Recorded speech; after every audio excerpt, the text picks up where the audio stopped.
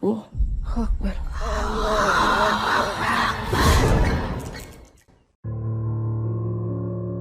Assalamualaikum warahmatullahi wabarakatuh.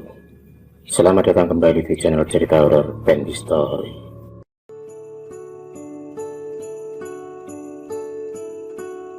Desember 2010. Hari itu adalah hari yang begitu mengejutkan untuk Arif, seorang mahasiswa jurusan pertanian di kota Semarang.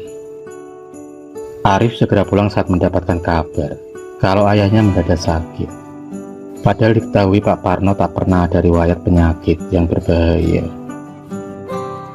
Setelah 3 jam perjalanan, akhirnya Arif sampai juga di rumahnya. Tampak bangunan sederhana itu begitu banyak kenangan bersama orang-orang yang dicintainya. Setelah mengucap salam dan masuk ke dalam rumah, Arif tak kuasa melihat keadaan Pak Parno yang tampak lemas tak berdaya. Dilihatnya bahwa Giem sedang mengurut kaki ayahnya. Bahwa Giem adalah seorang dukun pijat yang masih saudara keluarganya itu tampak dengan sabar mengurut kaki Pak Parno yang memang 2 minggu ini tak bisa berjalan. Sementara itu ibunya tampak kurus karena terlalu memikirkan kondisi Pak Parno yang belum juga membaik. Tubuh Pak Parno juga terlihat semakin kurus lantaran tak ada asupan makanan yang masuk ke dalam mulutnya. Keadaan itu semakin membuat Arif bertanya-tanya. Karena kata ibunya, Pak Parno sudah sering dibawa ke rumah sakit dan melakukan tes ronsen. Tapi semua seakan tak ada titik terang. Karena hasil dari ronsen Pak Parno tak ada penyakit yang berbahaya. Arif tak bisa menahan rasa sedih dan tak terasa buliran bening itu pun mengalir deras di pipinya. Meski Arif adalah laki-laki tegar, tapi dia juga manusia yang rindu akan senyuman seorang ayah. Seorang ayah yang sudah menjadi pahlawan bagi keluarganya. Baginya Pak Parno adalah sosok ayah yang pantang menyerah. Pekerjaan apapun dia lakukan, asalkan halal. Baginya kesejahteraan keluarga adalah yang nomor 1. Kenangan masa kecil Arif selalu menari-nari di otaknya. Kenangan di mana Arif selalu dipangku dan dimanja oleh Pak Parno. Tak terasa waktu sudah memasuki azan maghrib, dan di waktu tersebut ibunya juga tampak gelisah karena katanya Pak Parno akan meronta kesakitan sambil mencekik lehernya sendiri. Dan benar saja, tak selang beberapa lama kemudian Pak Parno pun menjerit kesakitan sambil mencekik lehernya.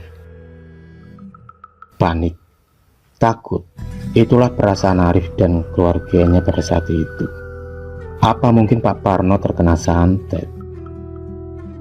Tapi untuk apa alasan orang menyantet Pak Parno? Karena Pak Parno selama ini tak pernah punya musuh. Kalaupun alasan itu karena iri, apa yang diiri dari Pak Parno yang hanya seorang peternak kambing? Untuk saat ini Arif dan keluarganya hanya bisa berdoa semoga ada keajaiban bagi kesembuhan Pak Parno. Hingga 10 hari pun berlalu, Pak Parno masih belum ada perubahan yang signifikan. Suatu hari, ada seorang kerabat jauh yang datang menjenguk Pak Parno. Dan tak disangka orang tersebut yang tak lain adalah Pak D. Siswo, memiliki ilmu kebatinan yang menurun dari keluarganya. Untuk pertama kali Pak D. Siswo melihat keadaan Pak Parno, beliau pun beristighfar karena Pak D. Siswo merasa ada yang tak wajar di tubuh Pak Parno. Kemudian diambilnya air putih dan lalu dibacakan doa-doa.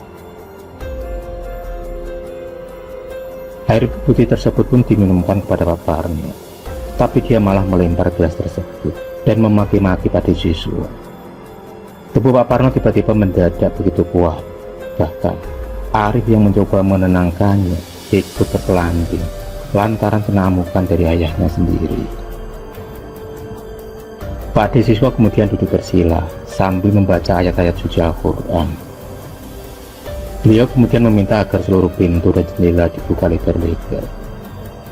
Di sisi lain, Pak Parno masih mengamuk dan matanya tampak melotot ke arah Pak D. Siswo.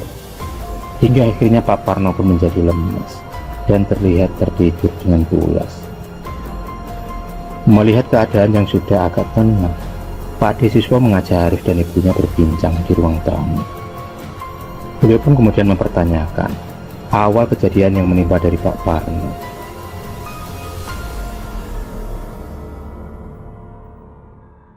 Dan Ibu Arif pun menceritakan kejadian 3 minggu yang lalu, di mana Pak Parno pergi mencari rumput untuk hewan ternaknya. Sebenarnya Ibu Arif sudah melarangnya, lantaran waktu itu sudah memasuki senja, yang menurut orang Jawa, waktu tersebut adalah waktu di mana para lembut, sobo. Bukannya mendengar apa kata istrinya, tapi malah Pak Parno nekat pergi mengambil rumput dengan alasan kambingnya tak ada persediaan rumput untuk nanti malam.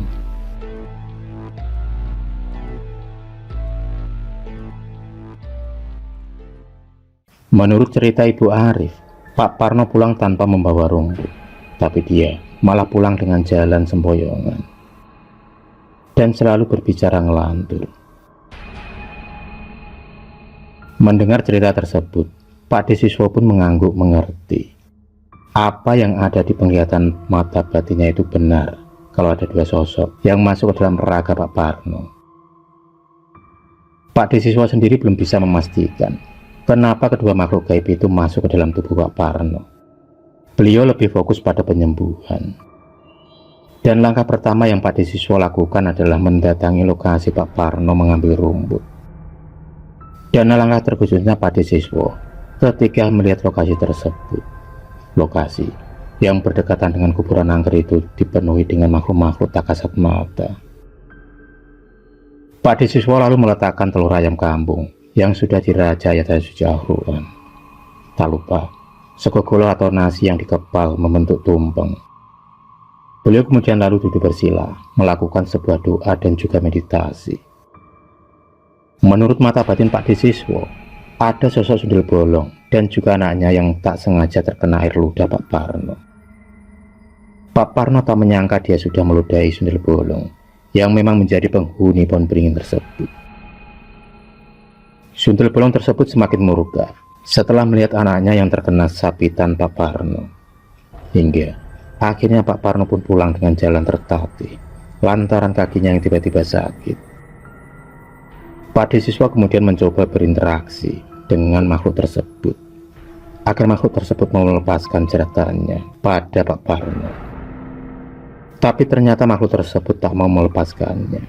Kemarahan sundel bolong tersebut tak bisa dengan mudah diluluhkan begitu saja.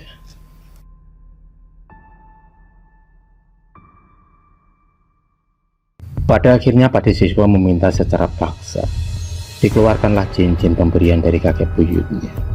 Dia kemudian membacakan doa ruqyah. Awalnya sundel bolong tersebut masih asik berterbangan ke sana kemari.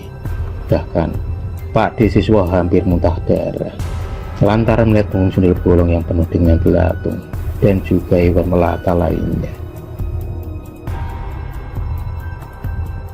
Sementara itu anak si sundel bolong itu juga menggigit kaki Pak D siswa. Mereka ingin memecah konsentrasi Pak D siswa, tapi ternyata Pak D siswa masih khusyuk membaca ayat-ayat suci Al-Quran. Jemarinya terus memutarkan tasbih yang ada di tangannya. Dan atas izin Allah, sundel bolong tersebut beserta anaknya pun kepanasan. Hingga akhirnya Pak D siswa berhasil menangkap si anak tersebut.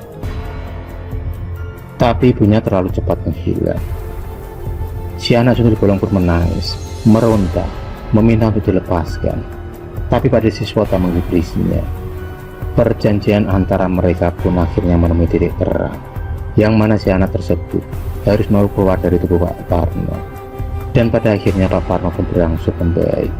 Kini dia pun bisa berjalan dan bisa makan lagi.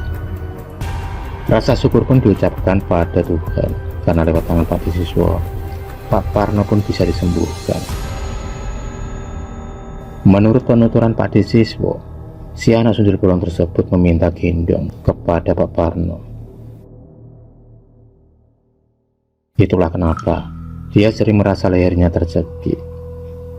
Dan Pak D siswa pun menyarankan agar Pak Parno tak lagi keluar rumah di waktu senja, ataupun di tengah hari, karena dipercaya waktu-waktu tersebut adalah waktu para lembut berkeliaran.